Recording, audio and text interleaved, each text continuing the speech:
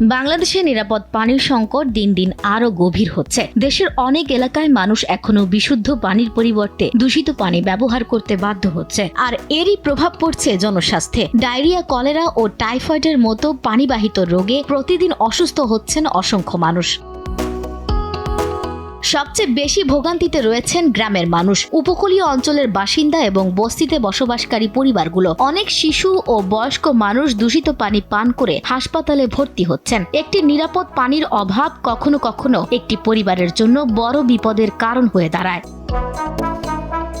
বিশেষজ্ঞরা বলছেন, শুধু পানির অভাব নয়, নিরাপদ পানি সংরক্ষণ ও ব্যবহারের অভ্যাসের ঘাটতিও বড় সমস্যা। অপরিষ্কার পাত্রে পানি রাখা, ডায়রিয়া ও পানি শূন্যতায় কোটি মানুষের জীবন বাঁচাতে ও জীবনকে এগিয়ে নিতে নতুন প্যাকে এসএমসি ওটস স্যালাইন।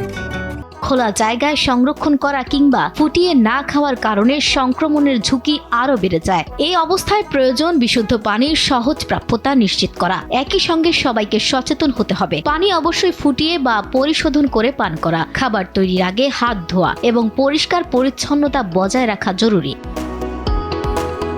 বিশেষজ্ঞদের মতে, নিরাপদ পানি নিশ্চিত করা শুধু স্বাস্থ্য নয়, এটি একটি মৌলিক অধিকার। সরকার, স্থানীয় প্রশাসন এবং সাধারণ মানুষ সবার সম্মিলিত উদ্যোগ ছাড়া এই সংকট থেকে সহজে বের হওয়া সম্ভব নয়।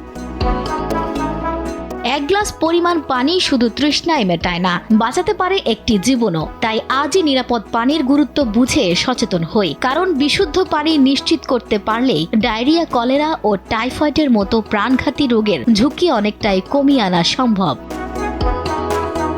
আফসানা ভুঁইয়া, দেশ টিভি।